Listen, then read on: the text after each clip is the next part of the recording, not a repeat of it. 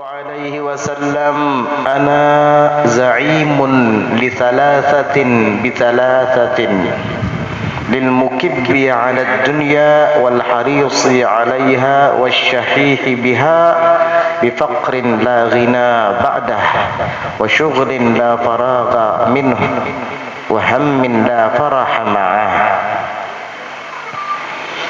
Waqala sallallahu alaihi wasallam, dan bersabda Rasulullah sallallahu alaihi wasallam, ana za'imun bithalathaah.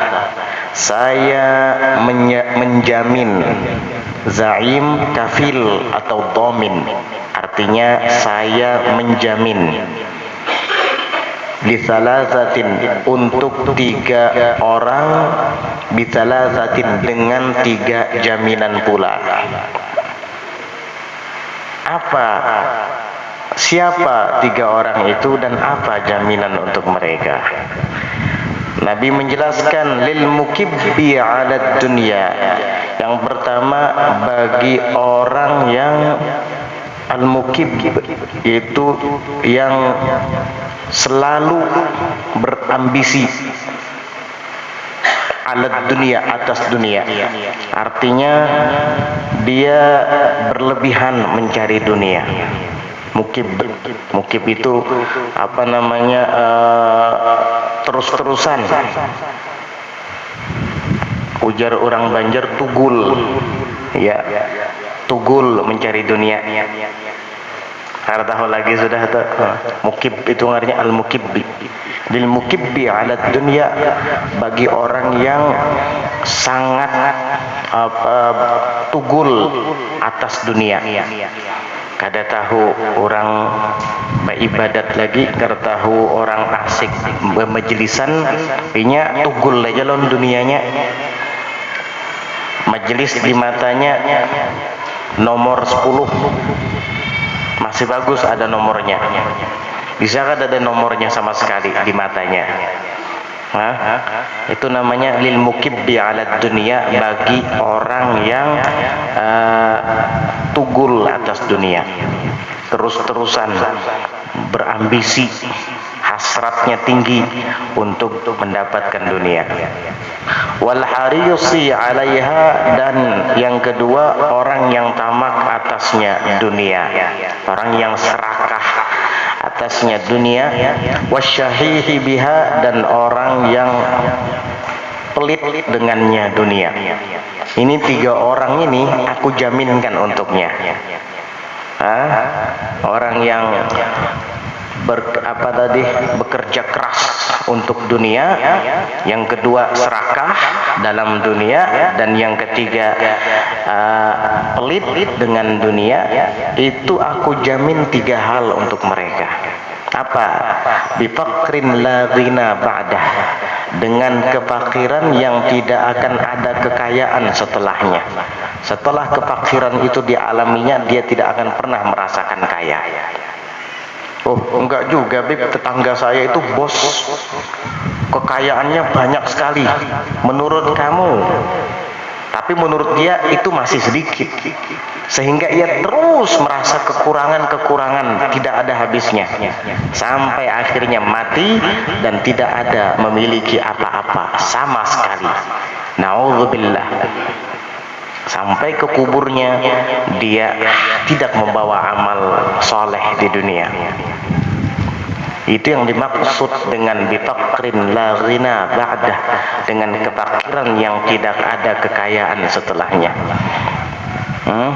Sampai kapan? Sampai mati. Di dunia walaupun hartanya banyak, melimpah ruah, tetap dia merasa belum cukup, fakir. Orang lain mungkin menilai nyaman benar jadi sidin, sugih, bisi perniagaan di mana-mana, bisi tanah ratusan hektar, mobil ratusan unit, nyaman benar menurut kita yang memandangnya, tapi menurut dia belum, kurang itu. Nah ini fakir, la ghina ba'dah, tidak ada kekayaan setelahnya, sampai mati begitu terus. fakir dunia, fakir di alam barzakh, fakir di alam akhirat. Na'udzubillah, la ghina ba'dahu, tidak ada kekayaan setelahnya. Kenapa? Karena tadi tugul lawan dunia. Yang kedua serakah, dan yang ketiga pelit, bakhil.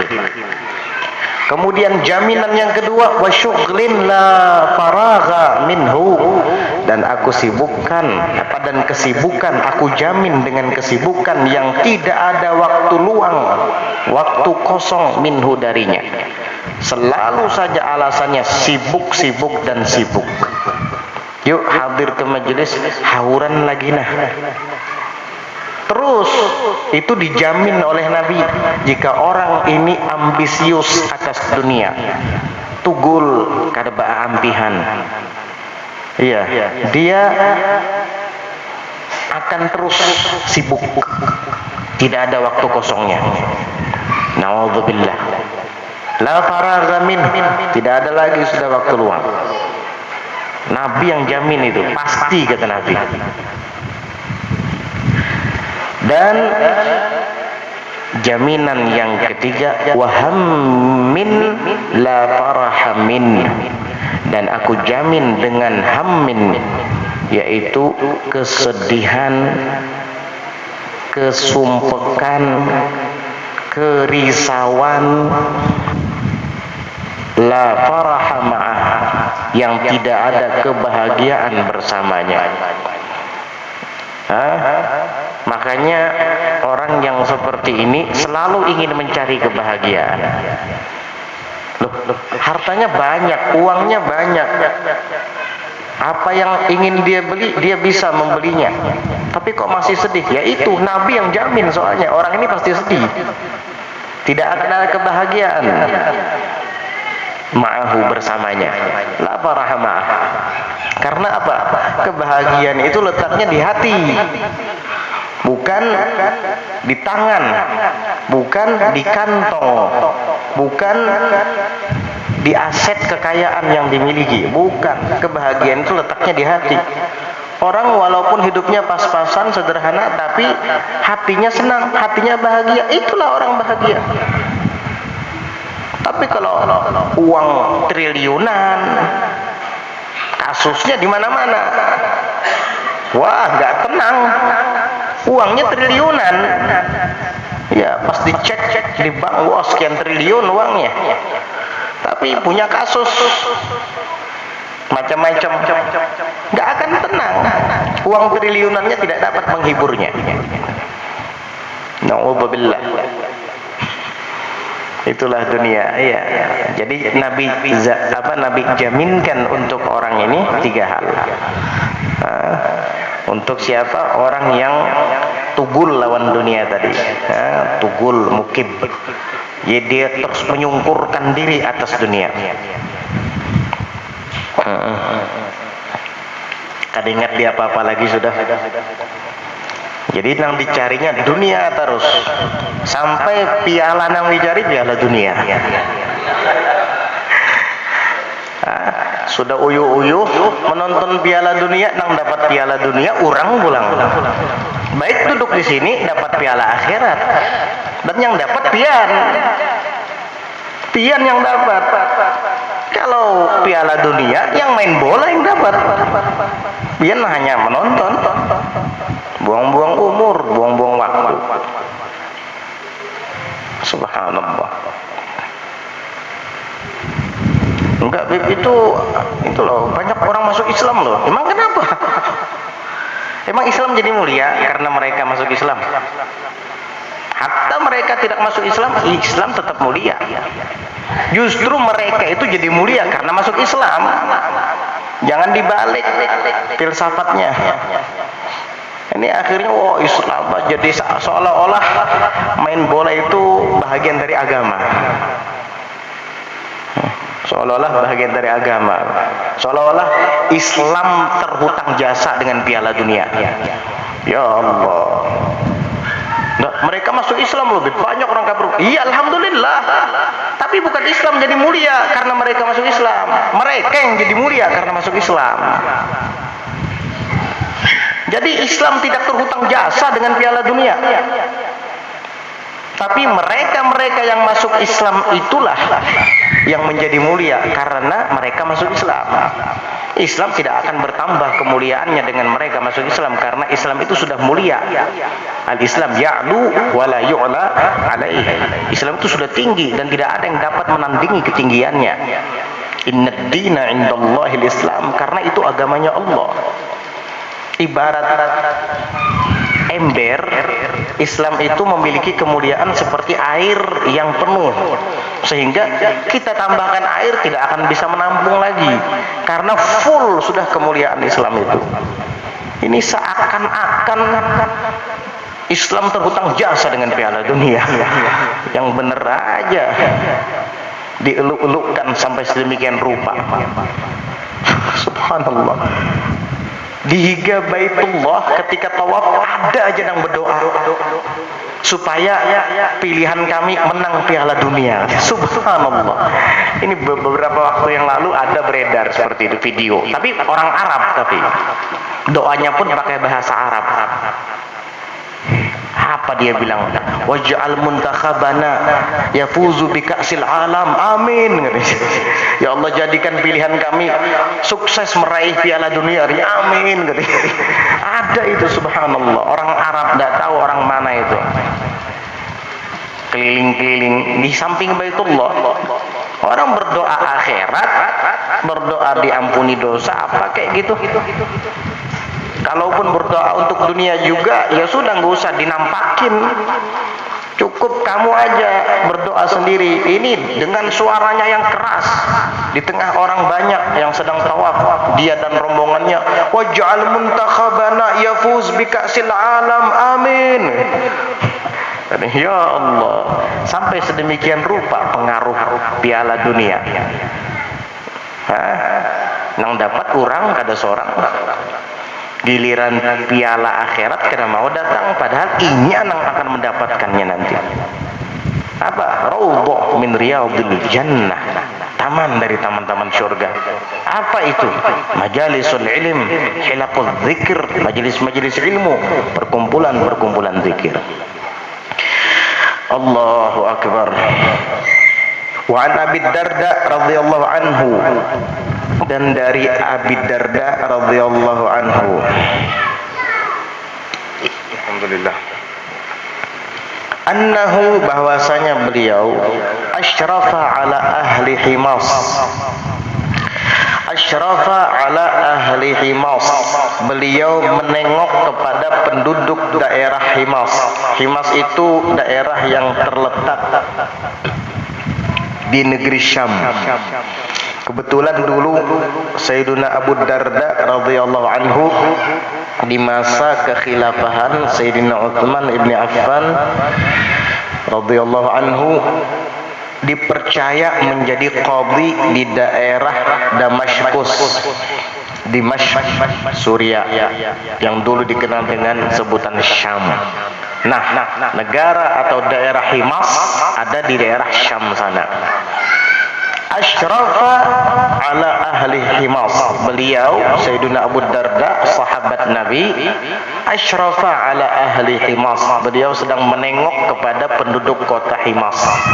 Jaka bahasa wayah ini kunjungan. Beliau lagi sedang ada kunjungan, tinjauan ke negeri Himas. Lalu beliau mengamati penduduknya, faqala, lalu beliau mengatakan, ala tastahyuna, tidakkah kalian malu wahai penduduk negeri Himas, tabnuna ma la taskunun, kalian membangun bangunan tapi kalian tidak menempatinya. Rupanya orang Himas itu punya rumah di mana-mana tapi nggak dihuni. Di Martapura bisi rumah, di Banjarbaru bisi rumah, di Kandangan bisi rumah, di Pelihari bisi rumah. Siapa yang mendiami? Banyak banget kamu punya rumah. Ya kalau untuk persinggahan, jadi nggak mau singgah kemana, nggak bisa singgah-singgah. Iya, kebanyakan punya rumah, di mana-mana punya rumah. Nah, penduduk kota Himas begitu. Akhirnya Abu Darda mengatakan, tidakkah kalian malu? Tabnuna ma la taskunun, kalian membangun bangunan yang tidak kalian tempati. Wa ta'maluna ma la tudrikun, dan kalian berangan-angan sesuatu yang kalian tidak akan mendapatkannya. Banyak angan-angan, panjang cita-cita. Wa tajma'una ma la ta'kulun, dan kalian mengumpulkan, menumpuk sesuatu yang tidak kalian makan. Kamu berusia 40 tahun. Menurut umur orang-orang yang biasanya bertahan hidup di zaman kita, anggap sampai usia 60 tahun atau lebih sedikit. Berarti sisa umurmu paling 20 tahunan lagi. Terus umur 20 tahun kamu akan menjalani hidup selama 20 tahun. Paling kamu memerlukan uang selama 20 tahun ke depan paling berapa? Anggaplah misalnya 50 juta, anggap itu sudah dibanyakkan. Iya, dan 50 juta itu bisa kamu jadikan modal untuk usaha supaya bisa bertahan sampai akhir hayat. Ini enggak, usianya 40 tahun bahkan lebih, punya uang sekian M, sekian triliun. Sanggup nggak kamu memakan itu? Coba nukar pentol semiliar, sekampungan bisa ada habis tuh. Tukang pentolnya gini kedua, ini menerima. Iya. Nah, tukang pentol datangnya, lu nukar pentol 1 M, wah kada sanggup angkat tangan tukang pentol, kada kegilingan. 1 M, musola ini gini, buat apa kamu mengumpulkan, menumpuk sesuatu yang kalian sendiri tidak memakannya, Innal ladzina kanu qablakum. Ini nasihat Abu Darda kepada penduduk Himas, dan sebenarnya itu nasihat juga berlaku kepada kita. Innal ladzina kanu qablakum banau syadidan. Sesungguhnya orang-orang yang dulu hidup di sebelum kalian, banau syadidan. Dalam kitab lain banau masyidan, sama aja artinya, yaitu membangun bangunan yang kokoh. Orang-orang yang ada di sebelum kalian, mereka membangun bangunan yang kokoh. Wa jama'u katsiran, dan mereka mengumpulkan banyak penghasilan, uang, harta benda. Wa amalu ba'idan, dan mereka berangan-angan yang sangat jauh angan-angannya.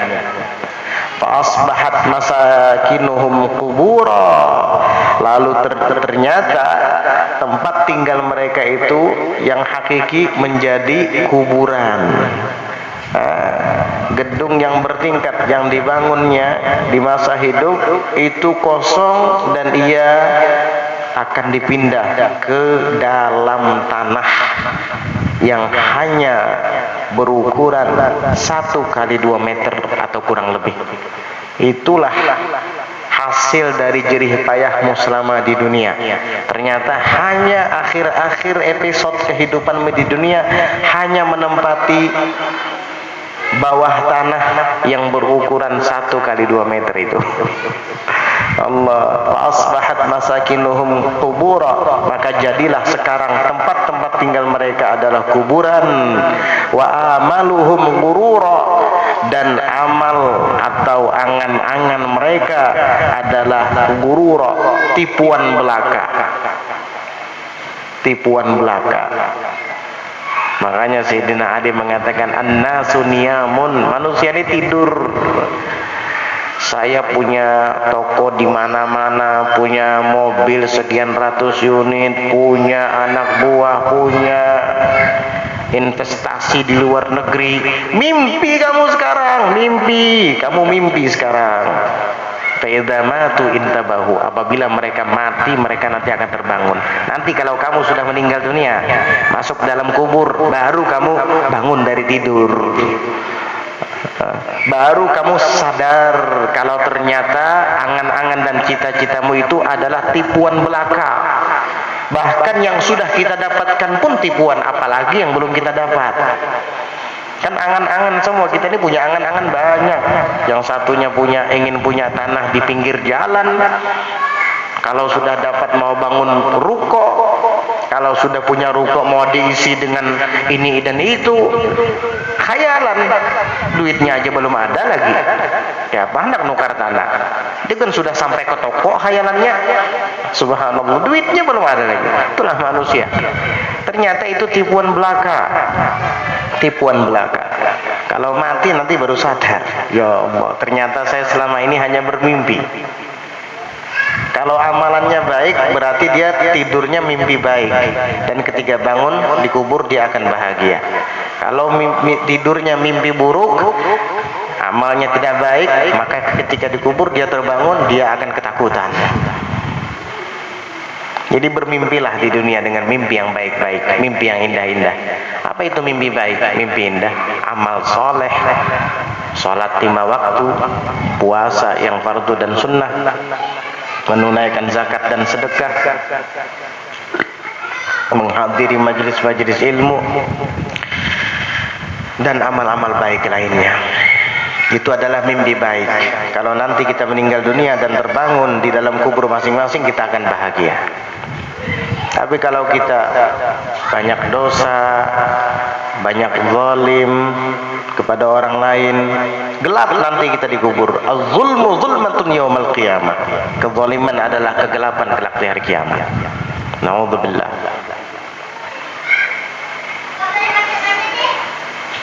Wa amaluhum ghurura wa jam'uhum bawara. Wa jam'uhum bawara, dan jam'uhum kumpulan mereka, maksudnya harta yang mereka kumpulkan, bawara, menjadi hancur. Artinya lenyap, nggak ada lagi, sudah dikubur. Waqala Ali bin Abi Thalib li Umar radhiyallahu anhuma, dan berkata Sayyidina Ali bin Abi Thalib kepada Sayyidina Umar radhiyallahu anhuma, semoga Allah meridhai keduanya. Apa kata Sayyidina Ali kepada Sayyidina Umar? Sayyidina Ali ini akrab dengan Sayyidina Umar, mulai dari Rasulullah hidup sampai Rasulullah wafat, yang kemudian dilanjutkan oleh Sayyidina Abu Bakar sebagai khalifah sampai akhirnya Sayyidina Umar. Ini Sayyidina Ali sangat akrab dengan Sayyidina Umar, sahabat karib. Jadi enggak betul kalau ada orang yang mengatakan Sayyidina Ali dengan Sayyidina Umar saling bermusuhan, tuh enggak ada itu. Kedua-duanya adalah buah hasil didikan Nabi Muhammad sallallahu alaihi wasallam. Kalau di dunia ini ada ulama yang soleh bisa mendidik murid-muridnya saling akur, saling kasih menyayangi, masa Nabi Muhammad tidak bisa melakukan itu? Beliau adalah nabi yang dididik langsung oleh Allah Subhanahu wa taala. Addabani rabbi fa ahsana ta'dibi. Tuhanku telah mendidikku, maka baguslah didikanku. Sehingga Sayyidina Ali dengan Sayyidina Umar itu saling menasihati satu sama lain. Bahkan Sayyidina Umar jika ada permasalahan yang beliau tidak bisa memecahkannya, selalu bertukar pikiran kepada Sayyidina Ali bin Abi Thalib, bertanya kepada beliau, minta solusi. Sayyidina Ali kadang menjawabkan jawaban yang memuaskan Sayyidina Umar, sampai Sayyidina Umar mengatakan, laula Ali lahalaka Umar. Jikalau bukan karena Ali, celaka Umar. Begitu. Pernah suatu saat ada salah seorang sahabat, entah itu Abdullah bin Mas'ud atau Mu'ad bin Jabal, lupa ulun. Dia pernah mengatakan, ana afirru minar rahmah wa uhibbul fitnah wa akrahul haqq wa usalli bila wudu wali ma laisa indallah. Sahabat ini berkata, saya lari dari rahmat. Saya suka dengan fitnah. Saya benci dengan kebenaran. Dan saya salat tanpa wudu, serta saya memiliki sesuatu yang Allah saja tidak punya. Hebat ini. Perkataan itu sampai ke telinga Sayyidina Umar. Marah Sayyidina Umar. Panggil dia ke sini. Sayyidina Umar sudah hampir menjatuhkan hukuman mati kepada sahabat ini karena dianggap murtad. Perkataannya aneh. Ketika itu Sayyidina Ali bin Abi Thalib ada, dan beliau berkata kepada Sayyidina Umar, tunggu dulu wahai Umar, sabar, sebaiknya kita tanyai dulu apa maksud dia. Oh, begitukah wahai Ali? Iya. Baik. Untung kamu yang memberikan masukan kepada saya. Coba kalau orang lain sudah saya penggal nih orang. Ditanya, apa kata Sayyidina Ali maksud engkau mengatakan saya lari dari rahmat? Sahabat tadi menjawab, alaisal mataru rahmah? Bukankah hujan itu adalah rahmat? Iya. Ya saya lari kalau kehujanan. Masa saya diam? Ya basah kuyup saya. Jadi saya lari dari hujan berarti saya lari dari rahmat. Sekalinya bisa juga sidin mahalabiyu. Jangan di Banjar mahalabiyu yang ngerti. Lari dari rahmat, hujan katanya. Oh, kata Sayyidina Umar, betul, masuk akal itu. Nah terus kenapa dia, saya dengar mengatakan, wa ana uhibbul fitnah, saya suka dengan fitnah. Kan kita malah menghindari fitnah. Ditanya, apa maksud kamu? Bukankah di dalam Al-Quran Allah Subhanahu wa ta'ala berfirman, innama amwalukum wa auladukum fitnah. Bukankah hanya saja hartamu dan anak-anakmu adalah fitnah? Ya saya kan suka dengan anak saya, suka dengan harta kepunyaan saya, berarti saya suka dengan fitnah. Saya yakin Amirul Mukminin juga begitu. Oh iya, saya suka dengan anak saya, berarti kita sama-sama suka fitnah, sebab anak itu adalah fitnah, ujian dari Allah. Oh, betul juga kata Sayyidina Umar. Terus yang ketiga, kenapa engkau mengatakan wa ana akrahul haq?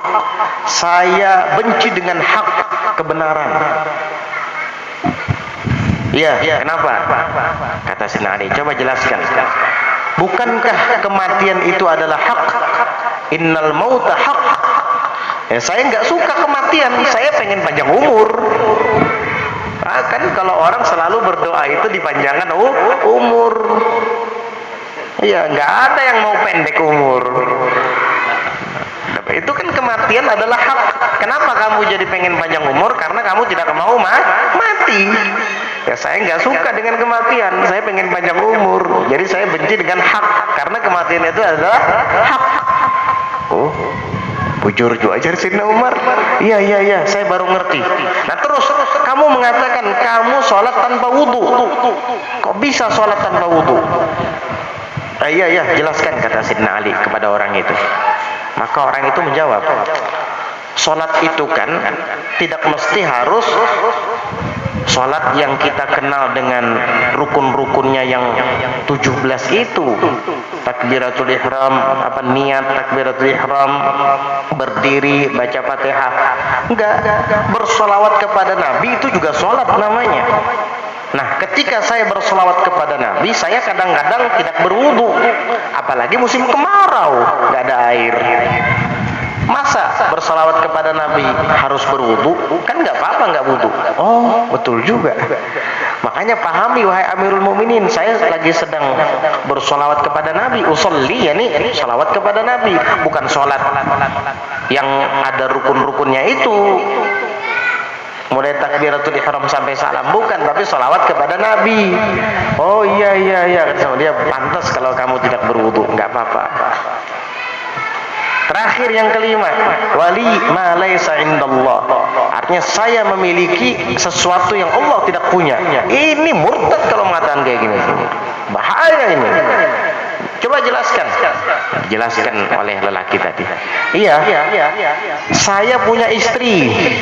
Allah nggak punya istri. Saya punya abah. Allah tidak punya orang tua. Saya punya anak. Allah nggak punya anak. Lam yalid wa lam yulad. Oh, betul juga kata Sayyidina Umar.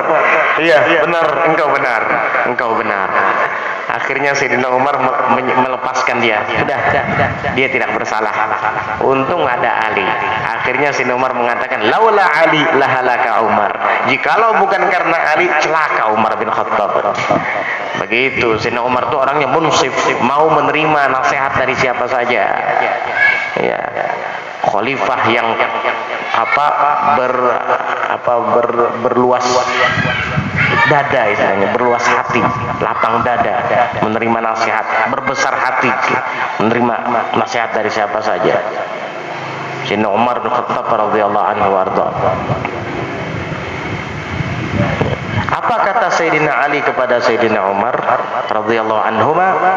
Idza aradta an talqa sahibaik, apabila engkau ingin bertemu dengan kedua sahabatmu, wahai Umar. Siapa yang dimaksud kedua sahabat di sini? Nabi Muhammad sallallahu alaihi wasallam dan Sayyidina Abu Bakar As-Siddiq radhiyallahu anhu. Karena Sayyidina Umar khalifah kedua setelah Sayyidina Abu Bakar. Jika engkau ingin bertemu, menyusul dua sahabatmu, Nabi Muhammad sallallahu alaihi wasallam dan Sayyidina Abu Bakar Siddiq, wahai Umar, kata Sayyidina Ali, farfa qamisaka, maka angkat gamismu. Dalam satu redaksi farqa pakai qaf. Arti farqa, maka tamballah gamismu sendiri. Karena Nabi biasanya menambal gamisnya sendiri. Di dalam Syama'il disebutkan, wa kana yarqa'u thawbah, adalah Rasul sallallahu alaihi wasallam itu menambal bajunya sendiri dengan tangannya. Allahu akbar. Padahal Nabi banyak punya istri, tapi urusan pribadinya dia selesaikan sendiri, nggak mengandalkan istrinya. Pian gimana di rumah? Semingguan sudah selawar kuni rambit kada dijahit-jahit, dimamai bini. Nabi Muhammad sallallahu alaihi wasallam jahit sendiri, menambal bajunya sendiri. Farga gamisak, maka tambal gamismu, karena Nabi begitu dulu. Sayyidina Abu Bakar juga begitu dulu. Dalam riwayat lain farfa qamisak, pakai fa. Mirip aja bang, fa lawan qaf itu. Baca titiknya ditambahi jadi qaf, dikurangi jadi fa. Makanya ada dua riwayat. Ada yang mengatakan farqa, maka artinya tambal gamismu, dan itu juga cocok karena Nabi biasanya menambal gamis sendiri, menambal pakaiannya yang bolong sendiri, tidak mengandalkan orang lain. Kalau farfa gamisak, Nabi juga begitu, maka angkat gamismu, karena Nabi tidak pernah memakai pakaian itu isbal. Isbal itu gamis yang terlalu panjang sampai melampaui 2 mata kaki. Nabi nggak mau begitu. Jadi angkat sedikit.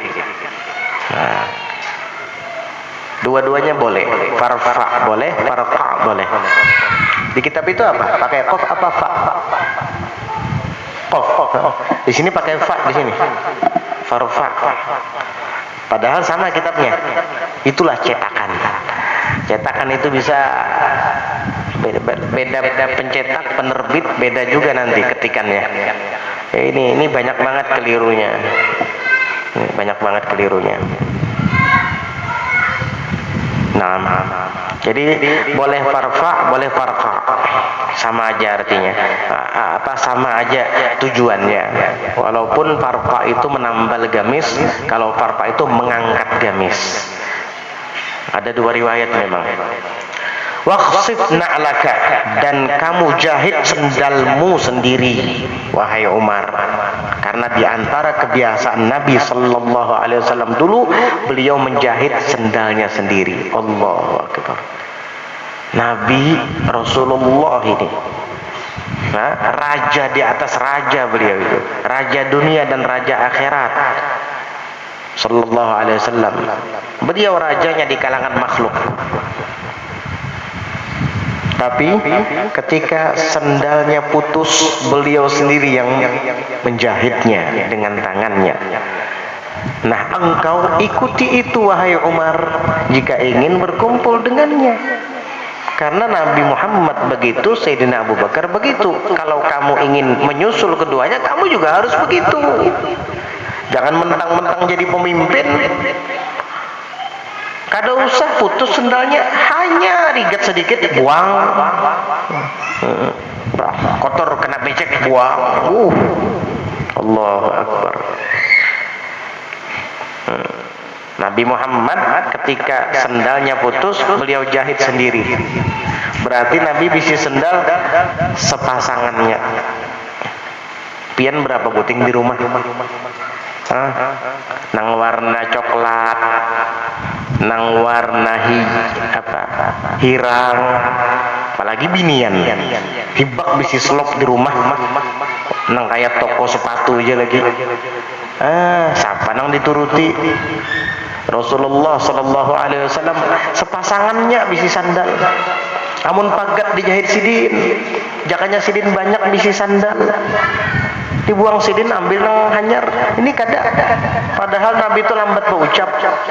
Jakanya sidin berucap, sandalku pagat di sidin. Bisa banyak nang memberi sandal. Atau paling kada banyak nang hendak menjahitakan. Tapi Nabi diam. Karena itu dunia, sallallahu alaihi wasallam. Enggak ada apa-apanya kita ini, enggak ada apa-apanya. Ayo yang banyak bisi sandal di rumah. Mulai merek nang kelas bawah sampai nang kelas atas. Iya. Nah, nang banyak bisi sepatu. Mun binian jangan takuni. Mulai sandal sepatu sampai tas-tasnya.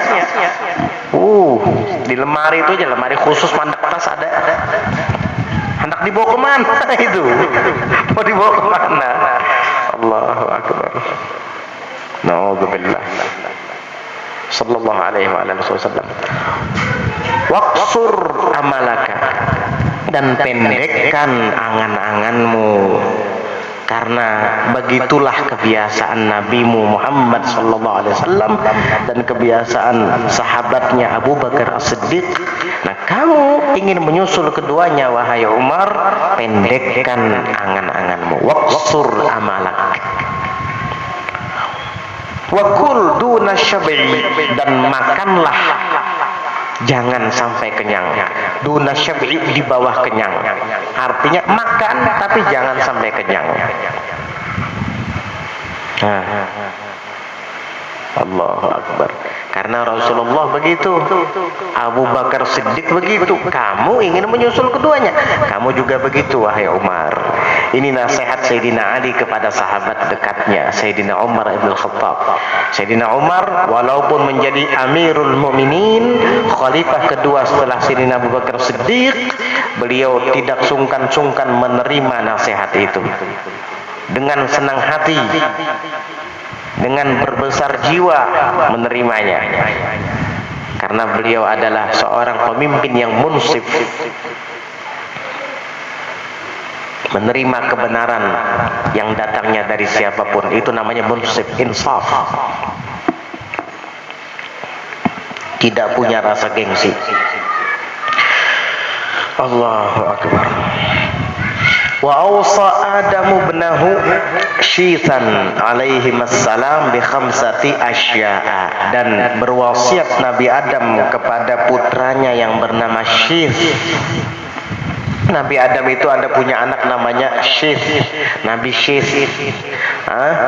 alaihi assalam bi khamsati asya'a, dengan 5 macam wasiat. Apa aja pesan Nabi Adam kepada putranya Syith? Nabi Syith ini adalah pewaris Nabi Adam setelah beliau meninggal. Nabi Syith jadi nabi setelah Nabi Adam, cuma beliau tidak disebutkan dalam Al-Quran. Beliau Nabi Rasul setelah Nabi Adam, Nabi Syith bin Adam. Apa wasiat Nabi Adam kepada putranya Syith ini? 5 macam pesan yang sangat berharga. InsyaAllah nanti akan kita baca di pelajaran berikutnya. Wallahu a'lam bissawab.